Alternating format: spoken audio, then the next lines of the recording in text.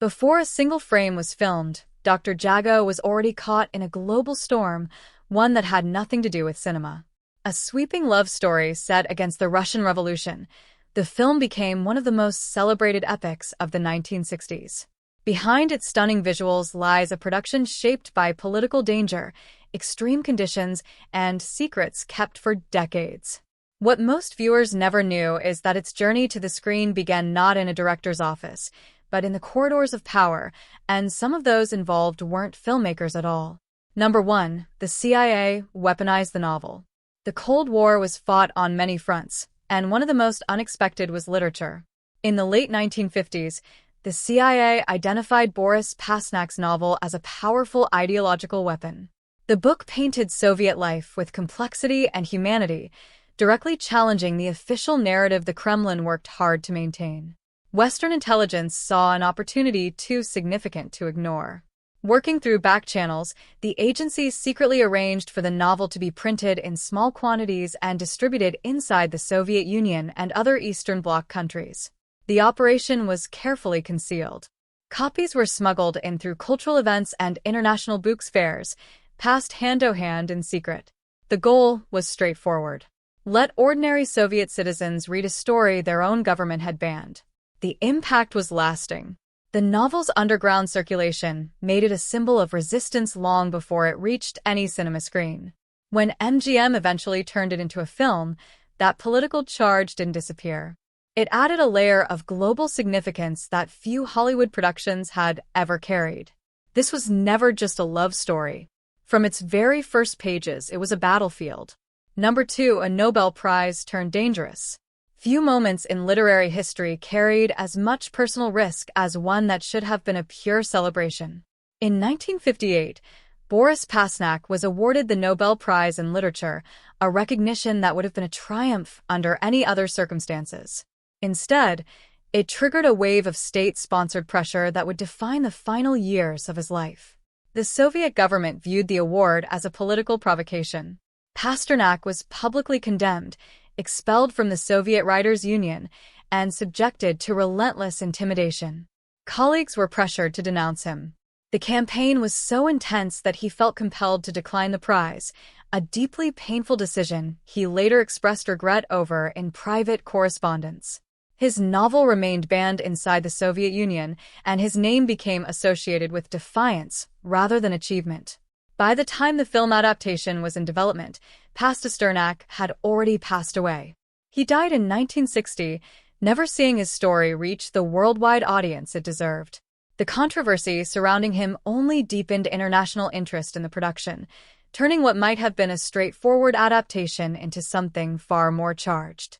Number 3. The film rights were a mess.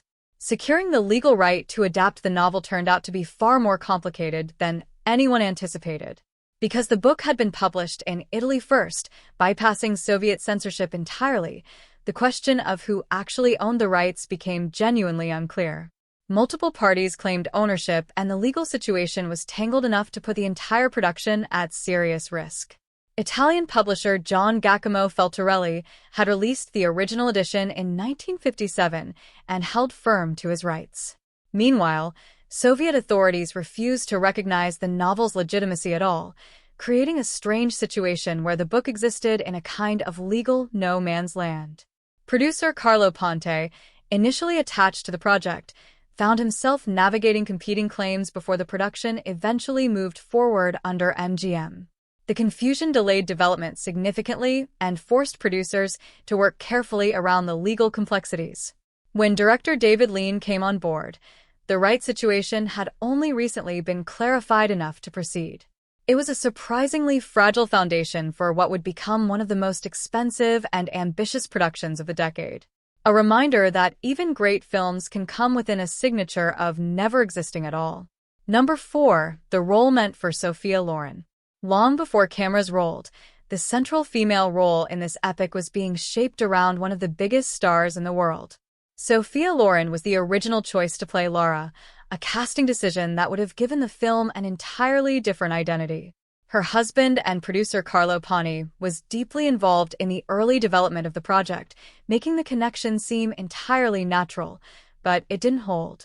The reasons for Lauren's departure vary depending on the source, but the most widely accepted account points to creative and logistical complications that made the pairing unworkable. Other names were considered during the casting process, including Jane Fonda and Yet Mimu, but none felt right to David Lean, who was searching for a very specific combination of vulnerability and quiet strength. The role eventually went to Julie Christie, a relative newcomer who had not yet reached international stardom. The contrast with Lauren couldn't have been more striking. Christie brought understated intensity rather than grand glamour. In hindsight, it's difficult to imagine the movie without her. But for a significant stretch of its development, Doctor Zhivago was being built around a completely different vision of its most iconic character. Number 5. Why Russia was never an option. The most logical place to film a story about Russia was, of course, Russia itself. But in the mid-1960s, that option was never seriously on the table. The Soviet Union had banned the source novel, and the prospect of a Western production crew arriving to recreate scenes of revolution and political upheaval on Soviet soil was simply not going to happen. Beyond the political impossibility, deeper practical concerns existed. Even if some form of access had been granted, Soviet authorities would almost certainly have demanded significant creative control, a condition David Lean was not prepared to accept under any circumstances. The director was known for his uncompromising approach to film, and outside interference was not something he would tolerate regardless of the location. Several countries were considered as alternatives before Spain emerged as the final choice. Finland and Canada were explored for their winter landscapes, while parts of Yugoslavia were also evaluated. Spain ultimately offered the right combination of locations, studio infrastructure, available workforce, and political cooperation. It was a practical solution that would demand enormous creative effort to make convincing, but as the finished film demonstrated, the illusion held beautifully.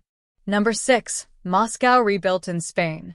Some productions dress existing locations to pass as something else. This one built an entire city from the ground up. Near Madrid, a full-scale recreation of pre-revolutionary Moscow was constructed. Streets, facades, storefronts, and architectural details, all painstakingly designed to match a city the production team could never actually visit. It remains one of the most ambitious set constructions in Hollywood history. Production designer John Box led the effort, working from historical photographs, paintings, and reference materials to recreate Moscow's distinctive look with as much accuracy as possible. Hundreds of workers spent months erecting buildings that would need to withstand not just filming, but the Spanish climate. Tram lines were laid. Signs were lettered in Cyrillic. The level of detail extended far beyond what the camera would ever fully capture. The result was a set so convincing that visitors who had never seen Moscow reportedly found it genuinely believable.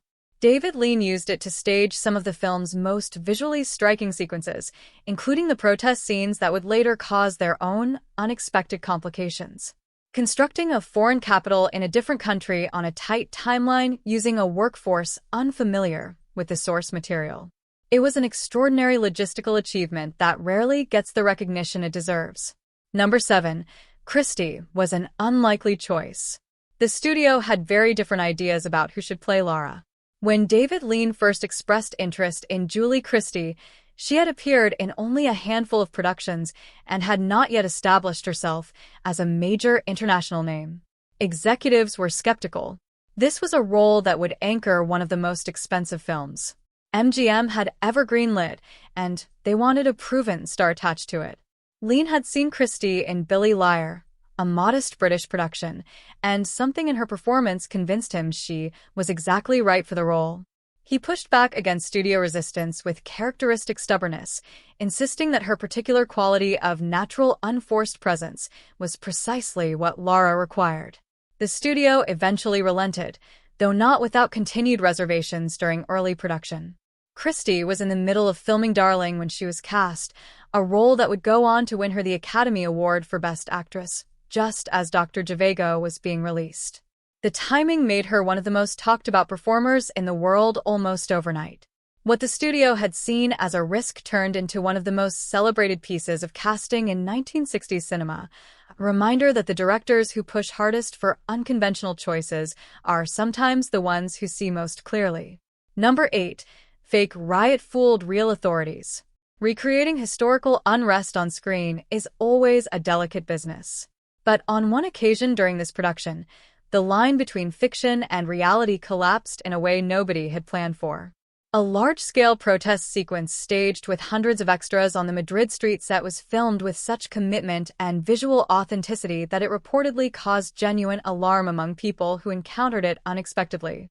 Local police unfamiliar with the scale of the production reportedly believed at one point that an actual uprising was taking place. Some residents in the surrounding area reportedly interpreted the crowds, banners, and general noise as signs of real civil unrest. The production team had to work quickly to clarify the situation and prevent the scene from escalating beyond the set. The incident speaks to something remarkable about the way the film was made. The commitment to physical large-scale authenticity was so complete that it occasionally spilled beyond its intended boundaries. For David Lean, who was famous for demanding absolute realism in every frame, it was perhaps the ultimate unintended compliment. The protest looked real because enormous effort had been made to ensure it would. That it briefly fooled people outside the production was simply the logical result of doing the job too well. Number 9. The star who refused the lead. Before Omar Sharif was ever considered for the central role, another actor was David Lean's first choice, and his refusal left a significant mark on their professional relationship. Peter O'Toole, who had worked with Lean on Lawrence of Arabia just a few years earlier, was approached to play Doctor Zhivago. He turned it down, a decision that genuinely stung the director. The two had formed a close and productive bond during the grueling production of Lawrence of Arabia, and Lean had hoped to build on that collaboration. O'Toole's reasons for declining were never fully detailed publicly, but the effect on their working relationship was real and lasting. The warmth that had characterized their previous partnership cooled considerably, and the two never worked together again. For the film itself, the consequences were profound, though not in the way Lean might have feared. The casting that followed eventually led to Omar Sharif stepping into a role that suited him in ways that are now difficult to separate from the film's identity. But in the moment, the rejection stunk. It was a reminder that even the most successful director-actor partnerships have limits, and that sometimes the best outcomes arrive through doors you never intended to open. Number 10. Warm weather ruined winter plans. A significant portion of the story depends on snow, the frozen landscapes, the ice-covered windows of the Varick house, the brutal Russian winter that shaped so much of the film's emotional tone. When production moved to locations in Finland and Canada to capture genuine winter conditions, nature simply refused to cooperate. Unusually mild temperatures left landscapes bare when the cameras needed them white. The disruption was costly in every sense. Schedules were reorganized, crew and equipment had to be redeployed, and the budget absorbed delays that nobody had anticipated.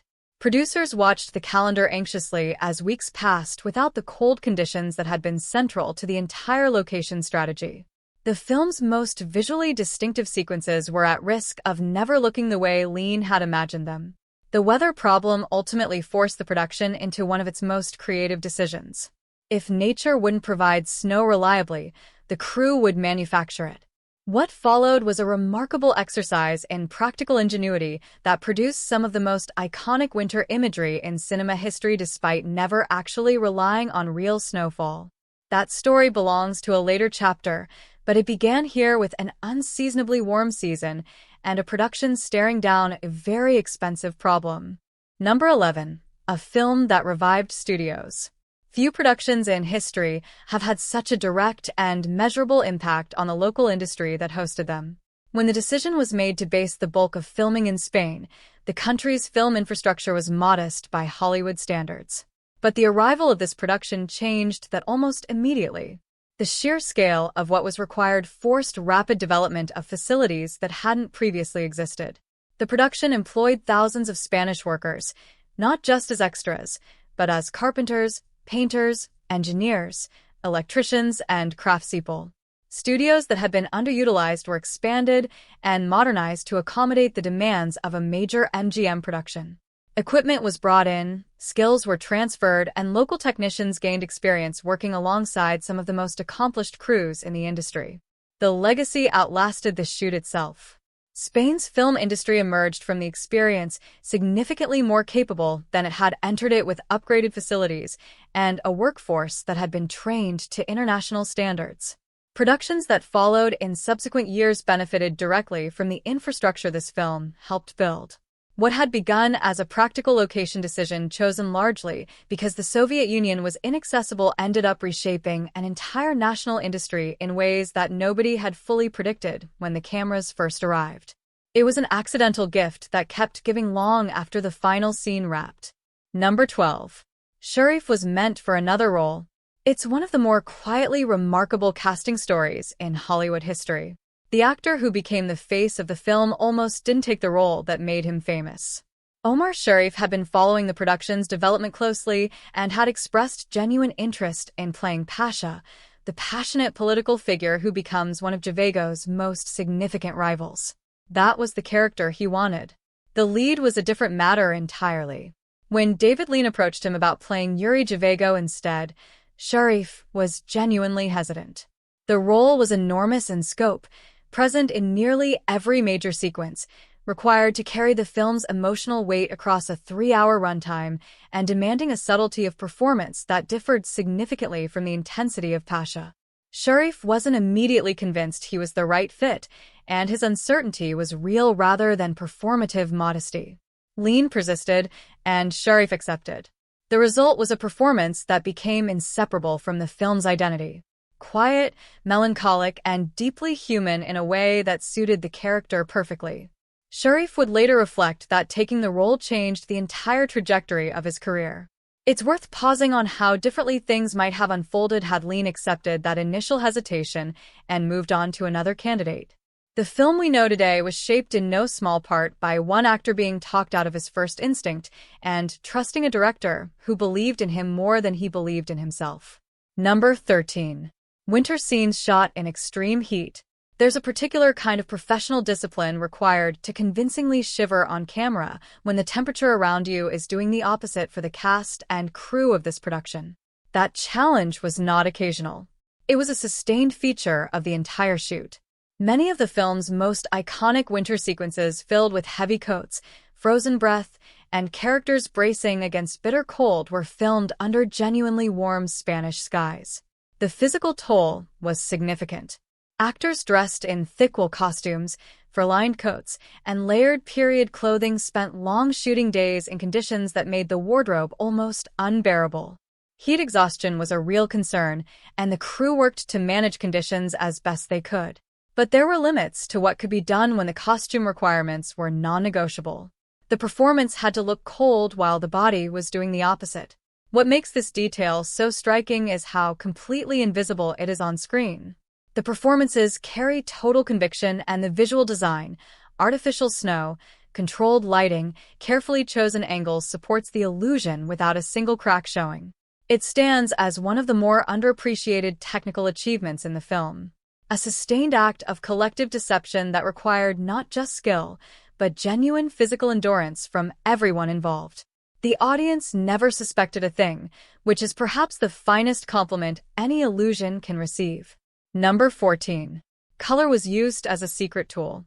Not every choice in a David Lean film happens by accident, and the way color moves through this production is one of its most deliberately constructed elements.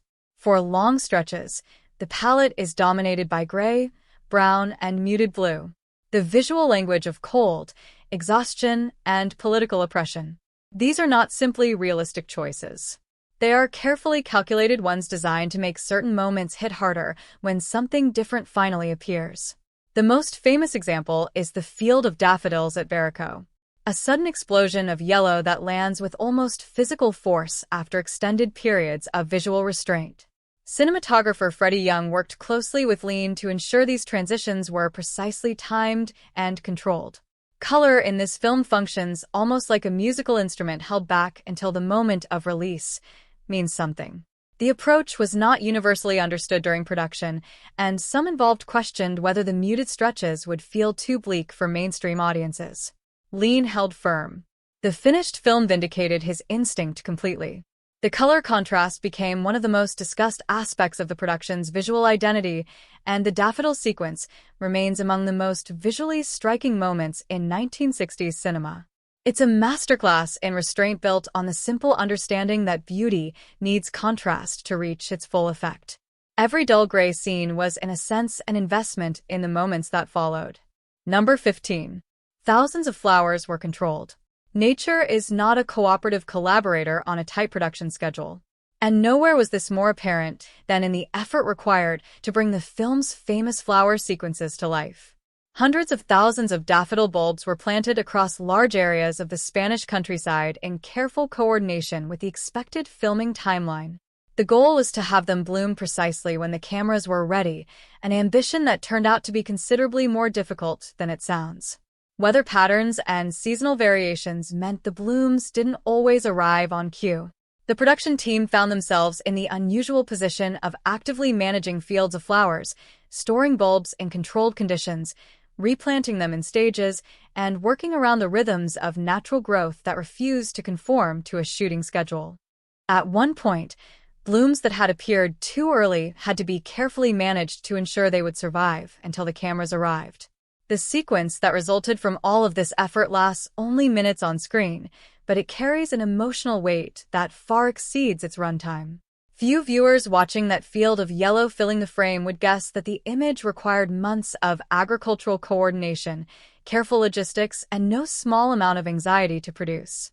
It's a perfect example of the hidden labor that underlies even the most beautiful and apparently effortless moments in film. A reminder that in cinema, even nature itself sometimes needs a little help hitting its mark. Number 16. The train journey was built. Railway sequences have always carried a special kind of cinematic weight. Movement, confinement, and passing landscapes creating a natural dramatic tension. In this film, the extended train journey east is one of the most visually and emotionally significant sections of the story. What viewers don't see is what it took to put those images on screen. The railway infrastructure required for those sequences didn't simply exist, waiting to be used. Much of it had to be built or substantially modified from scratch. Production teams scouted and worked across multiple locations to assemble what would appear on screen as a single continuous journey. Tracks were extended, terrain was reshaped, and the visual continuity of the sequence was carefully constructed in the editing room from footage gathered at entirely separate sites. The locomotive and carriages used in filming were period accurate in appearance, requiring significant work to source and prepare for camera. The effort behind those sequences reflects a broader philosophy that ran through the entire production. Nothing was left to chance if it could be controlled, and no shortcut was acceptable if the result would be visible on screen.